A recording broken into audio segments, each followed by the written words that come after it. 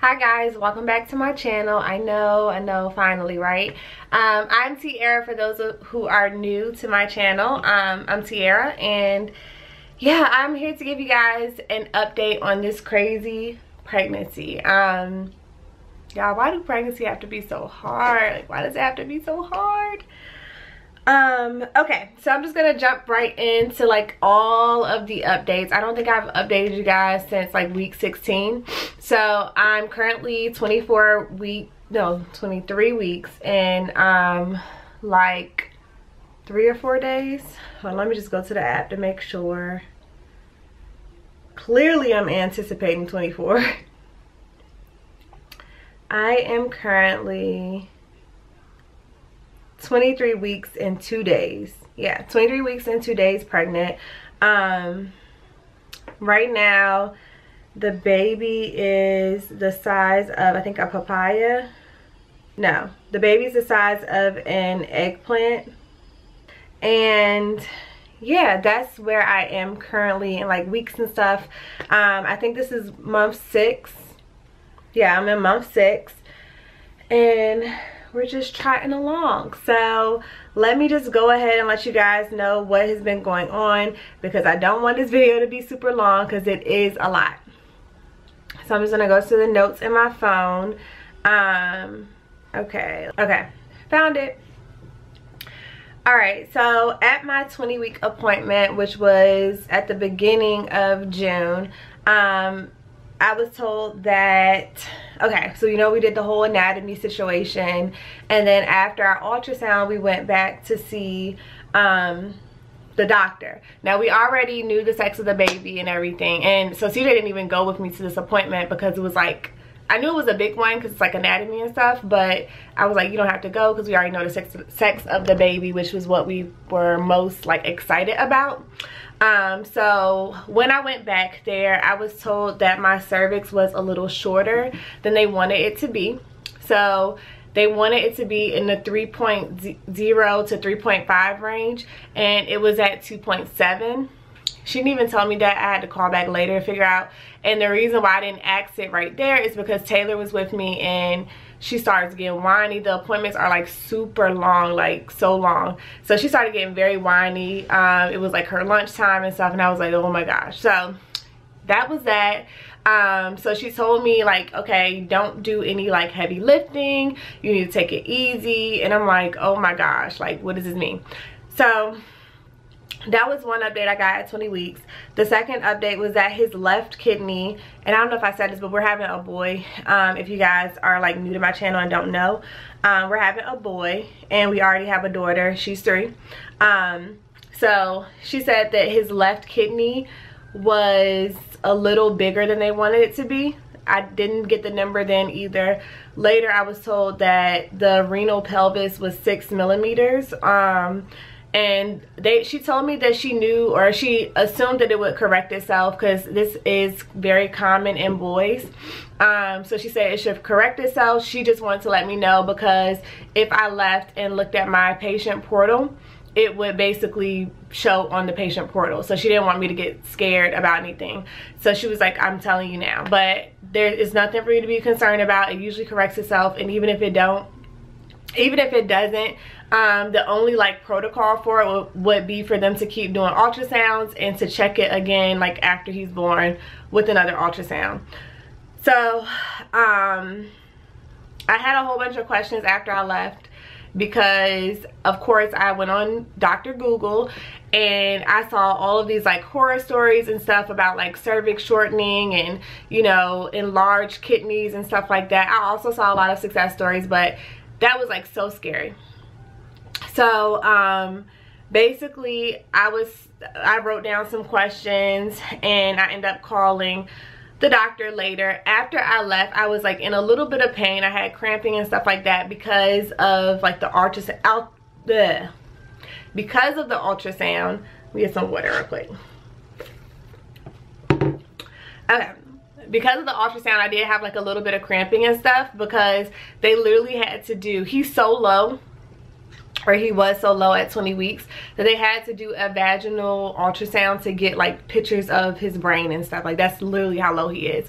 So I feel like I kept telling my friends and stuff like I carry my babies low, like because Taylor was low too, and because of that, like they had measured when I was around like 30 something weeks, when they were measuring my stomach, it was measuring a little on the smaller side because her head was like literally in my hips. And same thing with boys. I know that same thing with him. I know that boys carry lower anyway, according to, you know, statistics or whatever. But yeah, so I was basically right. He was down in my hips, or his head is down in my hips. So okay, that was that. So I called and I asked about like, was I funneling? I said, is my cervix still closed? Like, am I dilated at all? No funneling. My cervix was still closed. I asked what would happen if it got shorter, and they basically said like, that's why we have you coming back in 2 weeks, just to make sure that it's not getting shorter. So I'm like, okay, that doesn't help. So I was also concerned about the cramps I was having, but she said that was normal with the ultrasound that they had given me. So she was saying like, just take it easy, lay down, rest and stuff. So of course I was just like so tore up. I was upset, very upset. So that was in. Went back in 2 weeks, and this time I did go with CJ because I was like, babe, like I need your support, I'm stressed out. Luckily CJ's parents were here, so they were able to keep Taylor for us, so she didn't go with us to that appointment. So at this ultrasound and appointment, I was told that my cervix shortened more from 2.7 to 2.2, and I was told to return in a week. I was also told that they would put me on some type of medication so that I think progesterone, they were putting me on those suppositories so that it could like kind of, I guess, strengthen my cervix.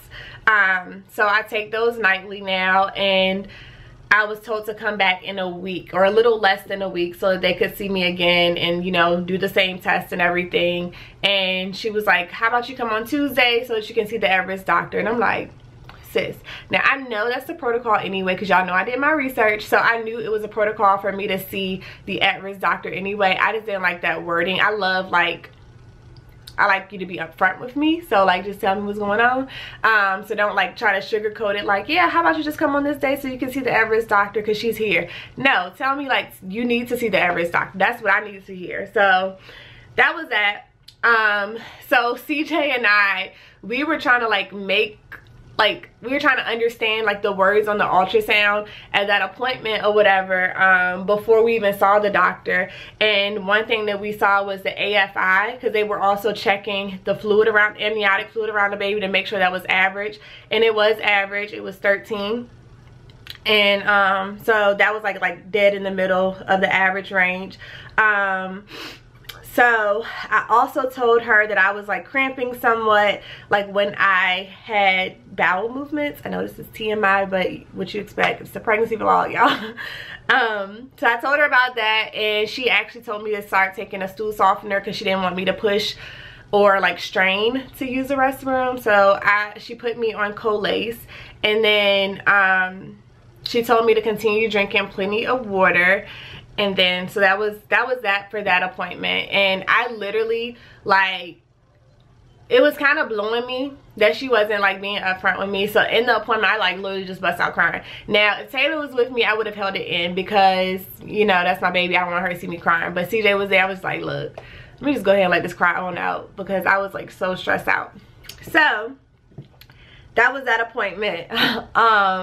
So then I went back to the doctor, and I wanted to like film the video, of course, at 20 weeks. I wanted to film it after, you know, the 2-week update, because I was hopeful that everything would be okay. But honestly, with the like bad news hitting me back to back, I was like, no, like they're gonna have to wait. Like I could not film because I would have been on the camera crying, and which is fine, I really don't care, but I didn't want to, you know, put that out there, and I didn't want to like keep making myself upset. Of course I had to keep sharing what was going on with family and like close friends and stuff like that, and every time I did that, like I was crying and stuff. So I wasn't at a place where I could like say what was going on to the camera without breaking down. So that's why I waited. So then, okay, this Tuesday, today's Thursday, this Tuesday I went to the doctor and I saw the Everest doctor, did the ultrasound again, and she basically gave me an update and said that my cervix increased from 2.2 to like the range of 2.4 to 2.7. So that was the first time they had ever given me a range, I guess because it was the at-risk doctor. Everybody else was giving me like a straight up number, like 2.2, 2.7. So she gave me a range and said it was between 2.4 and 2.7. Mind you, I hadn't even been using the progesterone for a full week. So that was like, okay, that's good that, you know, it increased somewhat. So she said that it was a little better. The cervix was like completely stable and that the baby was doing completely fine. She said it was still shorter than normal, but it was solid and not weakening. So she said there was no funneling, there was no openings or anything like that. So she said that she liked what she saw. And so of course that like lifted weight from my shoulders, and I asked her about the cerclage then, because I know you guys are gonna say like, oh, did you ask about getting stitched? I did, and she said that she would not do a stitch for my condition because she said it wasn't, I guess, at that point where I needed a stitch. And she said the progesterone was working, so just keep at it. So I go back in a week just to make sure that it's continuously increasing. I also asked about his kidneys during this appointment since I was seeing the Everest doctor, and she looked over the ultrasounds again and she said that this time his kidneys were completely good. They were normal size, so the size corrected itself. So another positive there. So yeah, that was that. And backtrack, so that was this Tuesday. This Saturday I went to the emergency room because I was feeling a lot of like, I was feeling a little pain, like a faint pain in my back. And mind you, Thursday when I came home from the doctor, I literally laid in the bed all day Thursday, all day Friday. Saturday morning I went to the hospital because I felt that pain in my back, and I had felt like a pain in my stomach. Not a pain, but like, yeah, I felt like a pain in my stomach, and I was like, I don't know what this is. It's stressing me out. I don't know if my cervix is getting shorter, so it just scared the crap out of me. So I went to the hospital. Of course, they hooked me up to the ultrasound, the fetal monitor machine, and to test to see if I was having contractions. The whole time I was there, I didn't have one contraction, so they like said they liked what they saw. I did like a urine sample, and they said everything was good with that. The doctor, the OBGYN, came in and checked my cervix. She said that it was nice and long, and it was posterior or posterior, however you say that. So that means it's like leaning toward the back, so it wasn't even in a position for the baby to come out, I guess. And then the nurse, she was so sweet. She basically shared like that the same thing happened to her with her third daughter, but she said that her cervix was a little shorter than mine. And she said that sometimes she thinks that it's normal, but because nowadays they can like test every little thing that's going on with your baby or your pregnancy, if it's like not, it's normal for me, but if it's not normal for like the overall population, they look at it as like a huge concern. So she said that her baby ended up, you know, going full term, and actually over full term. She said they had to induce her because the baby didn't want to come in the end. So that was, you know, my hospital experience. Yeah, so I came back home, and the doctor told me like stop resting as much. She was like, I don't want you to get any blood clots. Like, it's not, you're not at the point where you need to like be on complete bed rest. She said, of course, take it easy, don't do any lifting, and stuff like that. So I did start taking it easy at that point. I haven't been picking up Taylor, and I was picking her up a lot. I was doing a lot. So she was with me when the doctor told me not to pick her up. So she like constantly reminds me like, Mommy, remember the doctor said you can't pick up Taylor? And I'm like, I know. So yeah, that's that.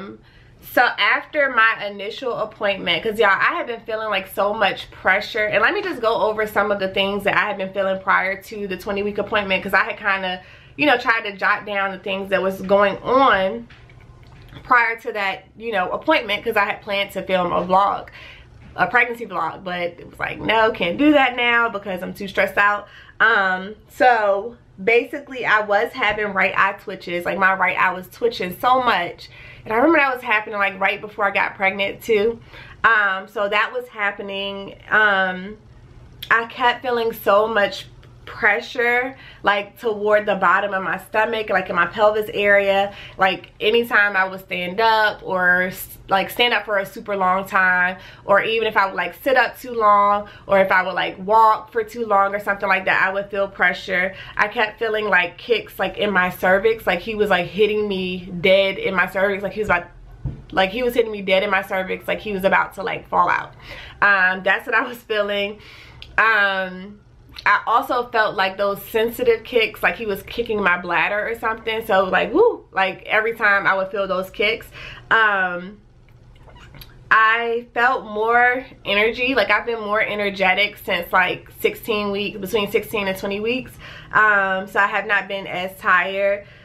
And yeah, no stretch marks yet. I was told that I have an anterior placenta, and you guys saw that in our gender reveal video when we went to the like early gender detection place. The lady there told me I had an anterior placenta, which means that it's in the front, which means that a lot of the movement I won't feel because the placenta is like between my stomach and the baby. So right after that appointment, I went ahead and purchased a belly band because I had been looking at one for a long time. And I hadn't been able to, like, I didn't know which one to buy because there's so many out there. But my friend told me to purchase this one, and I got it right from Amazon, and it has been so helpful. Like when I wear this, I don't go to the bathroom, like I don't have to pee as much. So this is really helpful.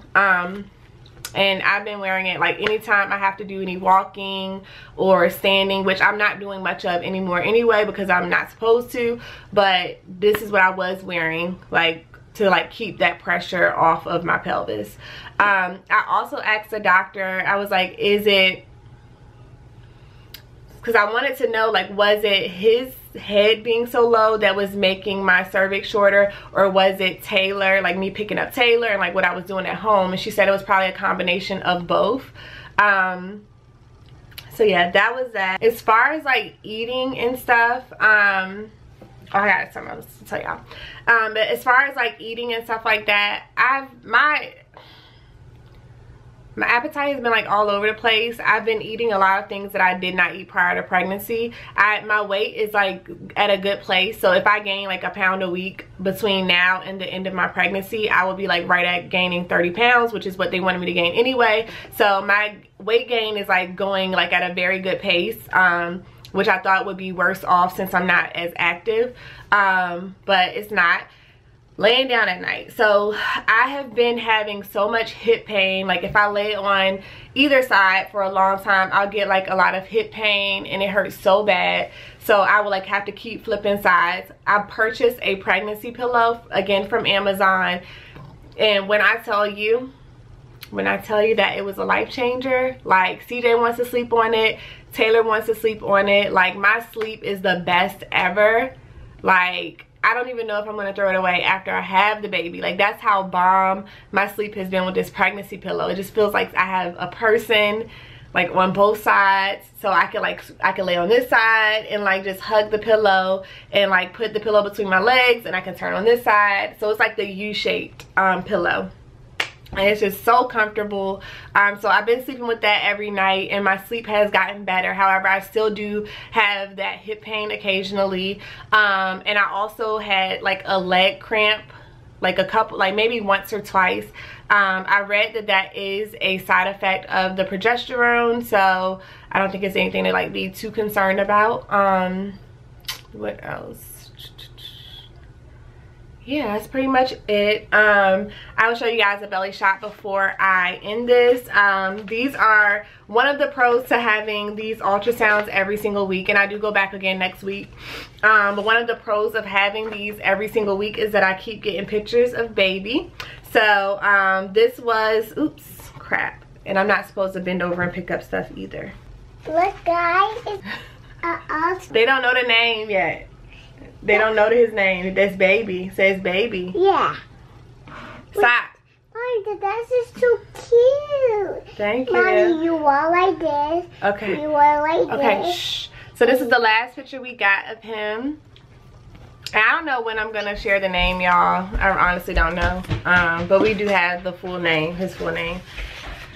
So that's that. These are older ones, but we're gonna have we're gonna have a whole album because literally they got me doing these ultrasounds every single week, which I'm not mad at because I don't want any problems to happen. So that was that.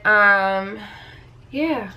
So if you guys have any questions about anything that I shared, just leave them in the comment section below and I'll try to get to your questions. So let me show you guys the belly shot and I will go ahead and let you guys go.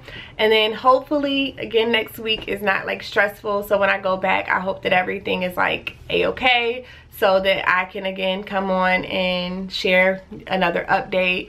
So yeah, y'all understand. I know, I hope. If you don't, I'm sorry. But this is the front. So he's not from the front. You can't, I don't know, I can't really tell. But this is the side view. And he's low, like, y'all, look how low he is. It's the side. My boo-boo. Let me turn this way because it's like white. It's the side view.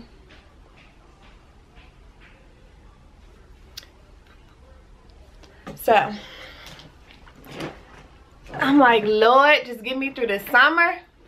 But that's everything, y'all. Thank you guys so much for your support and for those who checked on me on Instagram. If you're not following me on Instagram, my Instagram is at PINKteeROSE, at pink_TEE_rose. I'll put it somewhere in the screen. And you guys should definitely follow me because they got the update or some part of the update before you guys did. So yeah, that's everything. Oh, and about this hair, like I just had to do something, y'all, because let me tell you, I looked a hot mess for like weeks. Probably since the 20-week appointment, I've looked a hot mess. So did my hair last night, did my eyebrows today, and yeah. Hi guys. I gave my baby this.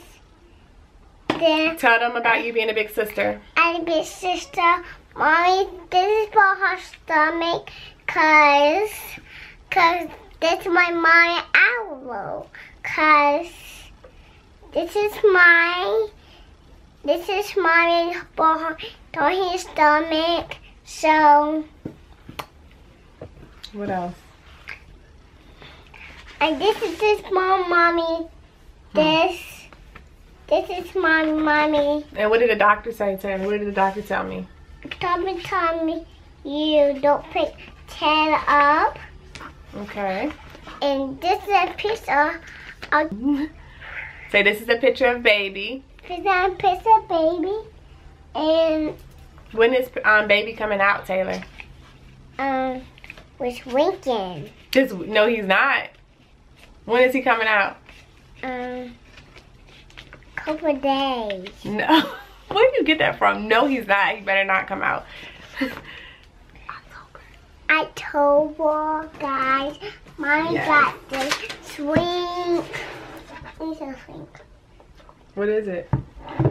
Water. And this one is phone. I got out of the store. And Mom take this off. And how old are you? I told. 3. Yes. Mommy, you take this I sugar off. Yeah, I had to take it off because it kept coming off. And just FYI, because I had someone tell me something like her baby hair was too much. Y'all. Yeah. She's 3. And I do her hair. Mommy do my hair. Every 2 weeks. I 2 weeks at Apple. I totally Apple. And what I'm not gonna do is take these braids out, which look perfectly fine. It's a public fine, Mommy. You do like swishing around like this.